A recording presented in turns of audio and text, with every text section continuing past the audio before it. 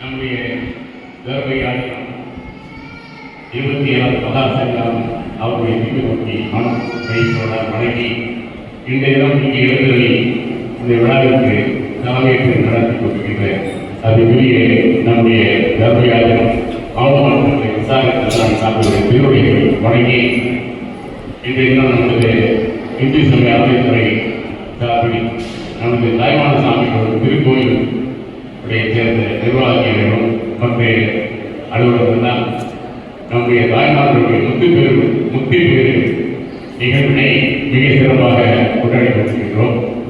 ஏற்கால 2005ஆம் ஆண்டு தொடங்கி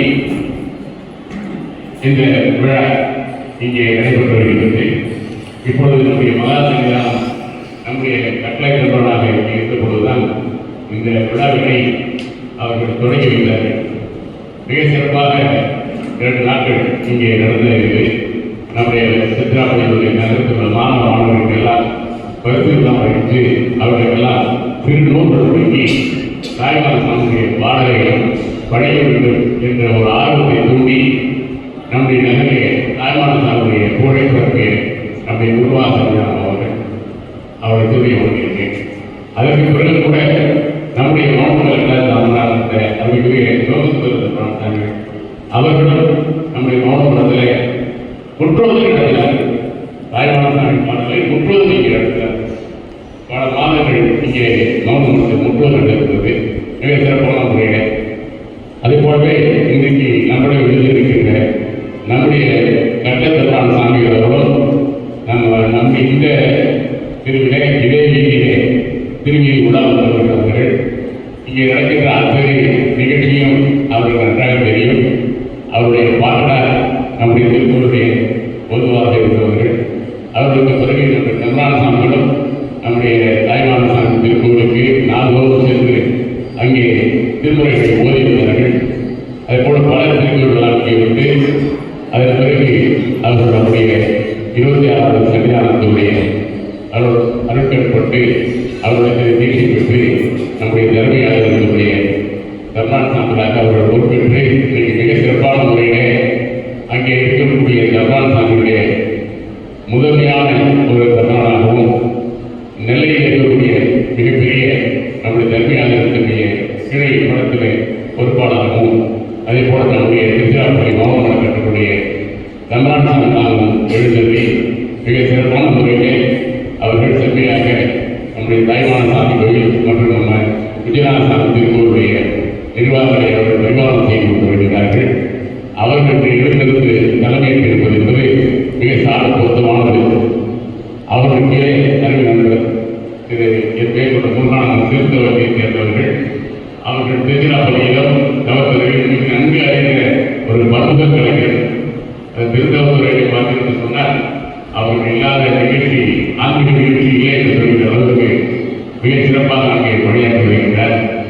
அங்கே கடந்த 2 வாரங்களுக்கு முன்பாக அந்த 7 முனிவர் திருக்கோயிலே அங்கே நடந்த திருவாதிரை நாளில் ஏற்கால 10 நாட்கள் சிறப்பாக நடைபெற்றது. அதில் அவருடைய நிகழ்ச்சியும் மிக சிறப்பான பங்களிப்பாக இருந்தது. அதே போலவே அது நடைபெற்ற நாடகம் மற்றும் அங்கே இப்போது பெரிய சொற்கள் எல்லாம் நடக்கிறது. அதையெல்லாம் அவர்கள் முன்னிறுத்தி நடத்தி கொண்டிருக்கிறார்கள். இங்கே திருச்சிராப்பள்ளி கோவில் நிர்வாகம் மன்றம் என்ற அமைப்பிலே அவர்கள் பொறுப்பு வைத்து நல்ல முறையில் பழைய நிகழ்ச்சிகளை அவர்கள் நடத்தியிருக்கிறார்கள்.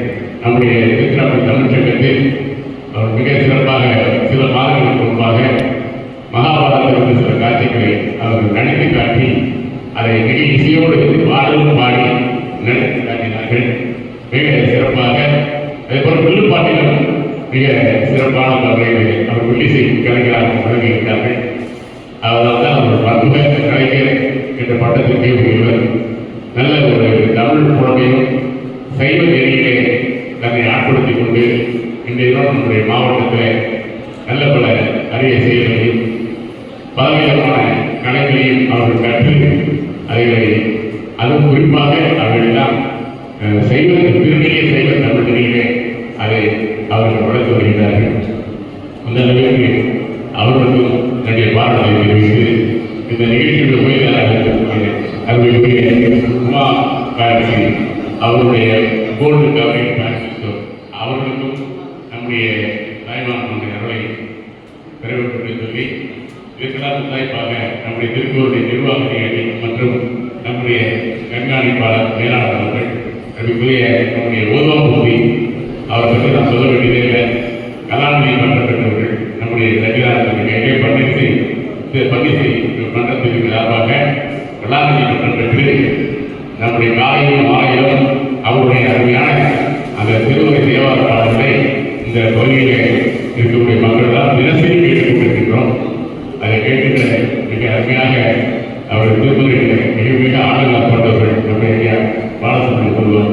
அவர்களெல்லாம் இந்த நிகழ்ச்சிகளை மிக சிறப்பாக பங்கேற்றிருக்கிறார்கள். அவர்களுக்கெல்லாம் நம்முடைய நகரமக்களின் சார்பாக நம்முடைய திருப்பூருடைய நிர்வாக அலுவலர் சார்பாகவும் மற்றும் அலுவலர் சார்பாகவும் எல்லாம் அவர்களை பாராட்டி வணங்குகிறேன். இன்றைய தினம் தாய்மானவர்களுடைய விழா. தாய்மானவர்களை பற்றி நம்முடைய வளராஜன் சொல்வர் நம்முடைய வாழையை வாழையாக வந்த திருக்கூட்டம் என்று சொல்லி அதுபோல நம்முடைய நாட்டுக்கு ஒரு சிறப்பு என்று சொன்னார். உலகத்தில் எந்த நாட்டுக்கும் கிடையாத ஒரு சிறப்பு நம்முடைய இந்திய நாட்டுக்கு அது குறிப்பாக தமிழகத்துக்கு தான் முடியும். ஏறத்தாழ 7,000 ஆண்டுகளாகவே ஒவ்வொரு நூற்றாண்டிலும் பல சார்ந்தவர் பெருமக்கள் அது குறிப்பாக சமய சார்ந்தவர்கள் ஞானிகள் அவர்கள் தோன்றி நம்முடைய சமயத்தை அவர்கள் வளர்த்து வந்தார்கள். அந்த வகையிலே நம்முடைய தாய்மான நாடுகள் 17ஆம் நாளிலே ஐயா அவர்கள் சொன்னது கூட வாழ்க்கை வரலாறு சுத்தமாக வைத்தார்கள். அவர்கள் இங்கேயே இருந்து நம்முடைய நாயகர் மன்னருடைய ஆட்சி காலத்தில் மீனாட்சி ஆட்சி காலத்தில் இருந்து தினசரி இந்த பணியை அவர்கள் இறங்கிய திருப்பணிகள் அவருடைய காலத்தை கொண்ட இடத்திலே நாம் இன்றைக்கு நடக்கிறோம் என்கிற பொழுது நாம் எல்லாம் செய்த தவப்பேர் என்றுதான் சொல்ல வேண்டும். தாய்மார்கள் தினசரி சென்று வந்த இந்த இடத்துல அதை தவிர்த்து தான் சார்பாக முனிவர் கொண்டாடை என்று சொல்லக்கூடிய இன்றைக்கு மௌன மடத்திலே இருந்து வேண்டியிருந்த 17வது மண்டமாக வீட்டிருந்த மௌனபூத சாமியுடைய அருட்கட்டுடைய தீட்சை கொடுத்து அவர்கள் தீட்சை பெற்றார்கள். அவர் சொன்ன ஒரே பதில் தான் அவர்கள் சும்மா எது சுகம் பெற என்று சொன்னார். அதை பார்த்தே ஏற்றுக்கொண்டு அவர் சொல்லுக்கு இணங்க அவருடைய வாழ்க்கையை அமைத்துக் கொண்டு அவருடைய ஒரு 1456 பாடல்கள் பாடினார். இந்த தாய்மானவருடைய பாடல் தொகுப்பில் பார்த்தீங்கன்னா 1456 பாடல்கள். அது ஏறதால ஒரு 59 தலைப்புகளில் அவர் 17 பாடினார். அதில் 3 கண்ணிகள் மிக அருமையான கண்ணிகள்.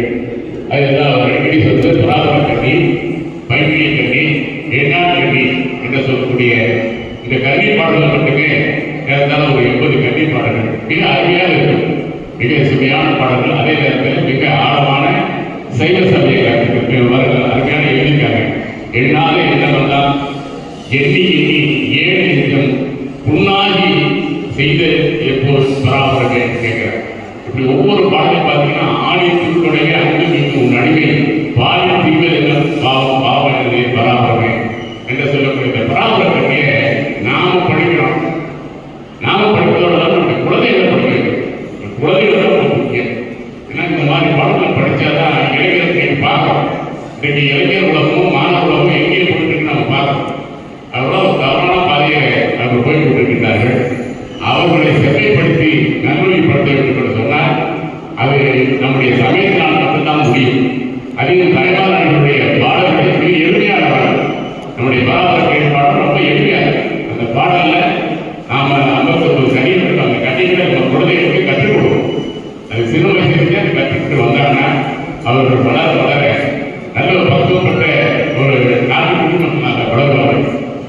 அந்த அளவுக்கு தாய்மார்களுடைய பாடல்கள் மிக எளிமையான அந்த எளிமையான பாடல்களை அவர் பாடியதால் அதற்கு அவர் மௌனம் பெற்ற அந்த தீர்ச்சி தான் பெரும் காரணம். நாளை தினம் நம்முடைய மௌனபூர்வ மனத்திலே அவருடைய மௌனபூர்வக்கும் இணைந்து நாளைக்கு குருபூசை விழா நடக்கின்றது. ஏனால் இருவருக்குமே தை மாதம் விசாக நட்சத்திரம் தான் இருவரும் அளிக்கிறார். எனவே மௌனபூர்வக்கும் தாய்மார்களுக்கும் நாளை தினம் நம்முடைய மௌன மடத்திலே குருபூசை விழா நடைபெறுகின்றது. காலையில் அதேபோல் மாலையிலும் சொற்பொழிவுகள் இருக்கின்றது. எனவே நாம் எல்லாம் செய்ய வேண்டிய கருத்து என்று சொன்னால் நம்முடைய தாய்மார்களுடைய பாடல்களை அது நம்முடைய திருவாய் சேர்ந்த சித்தோனந்த அறிஞர் அவர்கள் மிக தாய்மார்கள் நேசித்தவர். தவமோனத்தின் சார்பாக நிறைய நூல்கள் அவர்கள் தாய்மார்கள் பாடலை முதலாக அச்சேற்றி அதற்கு முன்பாக பூமி கல்யாணம் சொல்றார். அவர்தான் தாய்மான பாடலாம் தேர்ந்தெடுத்து அதுக்கு மிக அரிய ஒரு விளக்க உரை எழுதியவர் பூவை கல்யாணம் சொல்றார். பூவை கல்யாணம் சொல்றாருடைய உரை என்பது மிக விரிவான ஒரு உரை. அதில் சைவ சித்தாந்த கருத்துக்கள், நம்முடைய திருமுறைகள், திருக்குறள், திருக்குறள் எல்லாத்துக்கும் மேற்கோள் கட்டுவார் பூவை கல்யாணம் சொல்றார். அவர்தான் மிக சிறப்பான உரை எழுதுங்க. அது கொஞ்சம் படிப்பது கஷ்டமாக, ஆனால் நம்முடைய சாமி சித்தானந்தார்கள் மிக எளிமையாக அந்த நம்முடைய தாய்மான பாடலை வெளியிட்டிருக்கிறார்கள். அதே போலவே நம்முடைய திருக்கோயிலுக்கு கூட இது போன்ற சிறிய நூல்களெல்லாம் அவர்கள் வெளியிட்டு வருகின்றார்கள். நாளையும் நம்முடைய மௌனமடத்தில் நம்முடைய கருமையாளர்களுடைய மகாஜனானுடைய திரு ஆணையத்தின் கீழ் 2 நூல்கள் நாளைக்கு வெளியிட இருக்கின்றன. இந்த நூல்களை நீங்கள் எல்லாம் நம்முடைய குழந்தைகளுக்கு கற்றுத்தர ரொம்ப முக்கியம். நம்முடைய குழந்தைகளுக்கு கற்றுத்தந்து நாம் எல்லாம் நம்முடைய தாய்மார்களுடைய புகழை பரப்பிவிட்டு சொல்லி வாய்ப்பு நன்றி முடிவுகிறேன்.